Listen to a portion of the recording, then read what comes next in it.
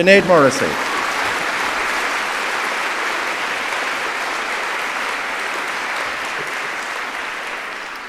Thank you very much. Thank you, Theo. It's lovely to be here. I'm very honoured to be reading with these fantastic women and as part of this brilliant festival. I thought I'd begin with my one and only villanelle. Genetics.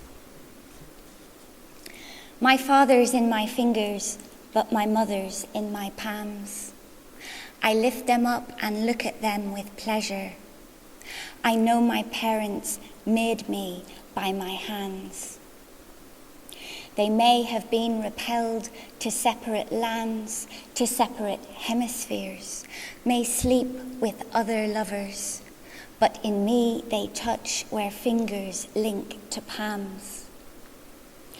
With nothing left of their togetherness but friends who quarry for their image by a river, at least I know their marriage by my hands. I shape a chapel where a steeple stands, and when I turn it over, my father's by my fingers, my mother's by my palms, demure before a priest reciting psalms. My body is their marriage register. I reenact their wedding with my hands. So take me with you, take up the skin's demands for mirroring in bodies of the future. I'll bequeath my fingers if you bequeath your palms. We know our parents make us by our hands.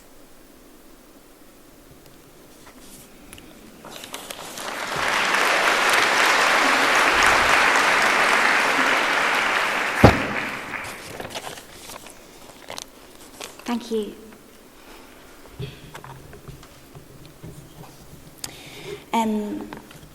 I am a great fan of William Thackeray's novel Vanity Fair, and in it the really washed-out heroine, Amelia Sedley. Her husband died 2 weeks after they got married at the Battle of Waterloo, though she was pregnant by the time of his death. And her husband's best friend, William Dobbin, has loved Amelia for 14 years. And she's been happy enough to have William Dobbin as a friend, but nothing more. And then he finally has had enough, and he says to Amelia, you know what? You aren't actually worthy of my love. And he leaves. She's in Belgium at the time. And at that moment, of course, Amelia realises what she's lost in the wonderful figure of William Dobbin. And we're told by William Thackeray that Amelia writes Dobbin a letter, but he doesn't tell us what the letter said. So I decided to write the letter. Vanity Fair. Dearest William, I could begin by hoping you are well in England, and I do, now that the regiment has returned to Chatham.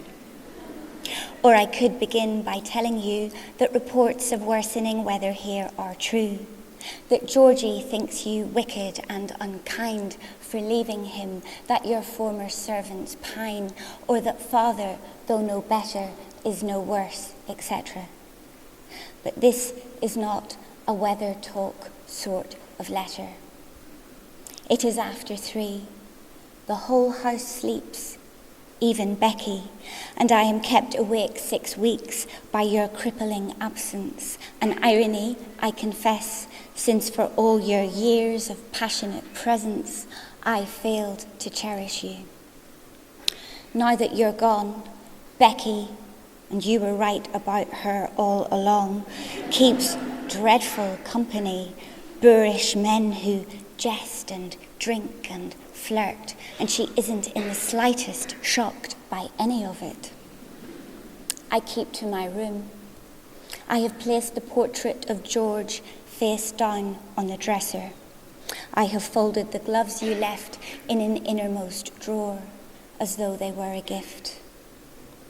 since you spoke of my incapacity for love, I have come to see how my own fierce widowhood was a shell against the world, a kind of carapace made up of pride, stupidity, and cowardice, a stay, if you will, against the kind of attachment such as yours for me deserved.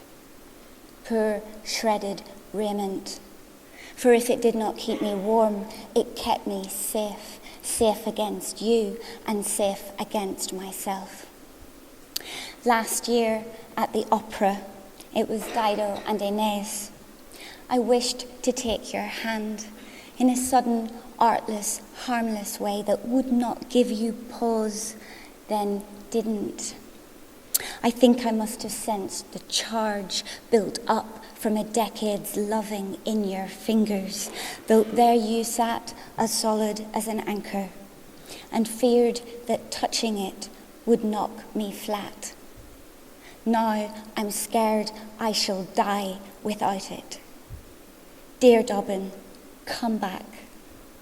Like everything else we do in our mingled, muddy lives, this letter is overdue. Forgive me if my love arrives belatedly, but there is a ship can get you here by Friday, and come all the rain in Christendom, I shall be waiting for you by the viewing platform. Dearest William, put out to sea. Yours, Amelia Sedley.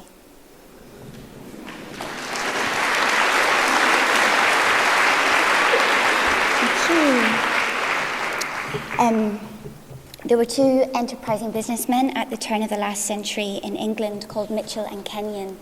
And when cinema was still a very new phenomenon, they had this great business idea that they would go and film as many people as possible and then go to the fair in the local town and set up a little makeshift cinema and charge people a penny to come in and see themselves.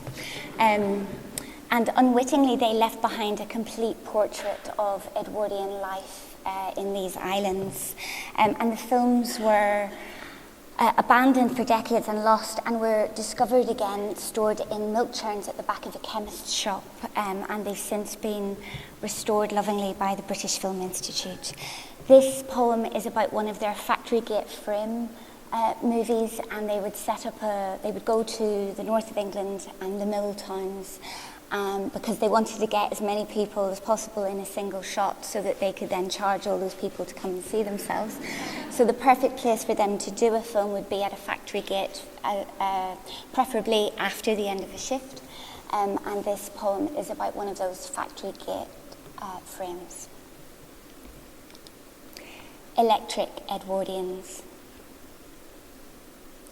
They're here to make money, the men distinguished from the crowds they move among by white hats and walking sticks, to capture as many people as possible for their fairground bioscope shows. Come see yourselves on the screen as living history. And history sets up its Nordenograph and rolls and vacuums in the girls in shawls, the men and boys in caps, the entire rollicking sea of spinners and doffers and little tenters, departing the factory gates at 6 like a nation's exodus. Everyone wears clogs. Everyone has a dinner to get to. But the dock of a quarter day's pay for a minute of horseplay is no longer over their heads, and so they jostle momentarily, blurred face by blurred face, to smile or to bow for the transmission of grace in the space near the cinematographer, as though the camera cast out a fraught pool of light in exchange for their imprint, and they are standing in it. The women loiter less. A handful of men doff caps, then laugh, or shake incredibly wide white handkerchiefs at whoever may prove their witness. Themselves, their wives, coal miners, tram conductors, Boer War veterans, Lloyd George in the wings. Who knows the king? not to mention the unthinkable yet to be born, not to mention me. And always, in every factory gate frame, like an offering up of driftwood out of the indeterminate mass after its comb and polish, or the crystallization of salt from a smoky suspension, children linger longest in the foreground, shoving, lampooning, breaking the line, or simply staring back at us across the lens's promise, as though we still held Passchendaele in our pockets and could find a way to save them. They grin and grin, not yet, not yet, while in a corner of the screen a cart horse stumbles, flickers, flashes into darkness, where the celluloid nitrate stock rubbed off inside the milk churn.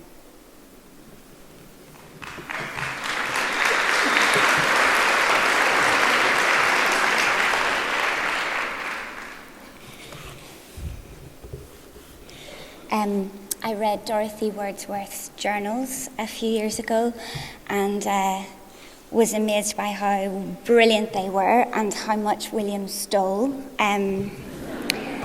So this poem is attempting to be a diary entry by Dorothy over 3 parts of one day.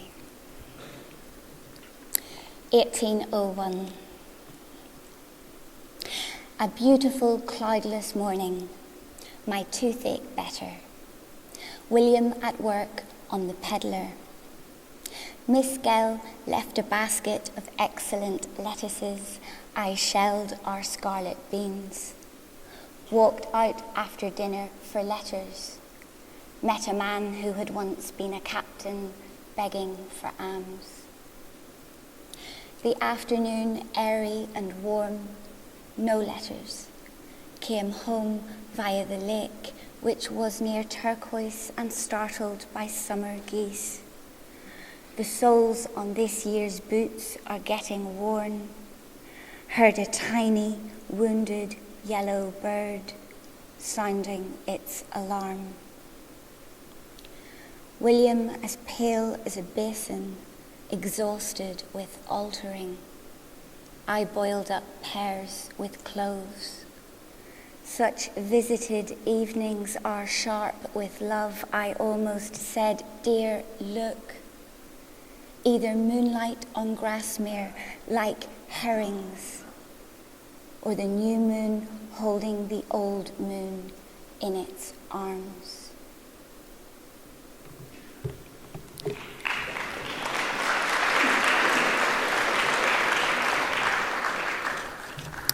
And I'm going to finish with a poem that was commissioned by Theo, and he asked us to write a poem based on an object held in the National Museum of Ireland. So I went down on the train one sunny day to find an object, and I found these little shabti carvings in the Egyptian section.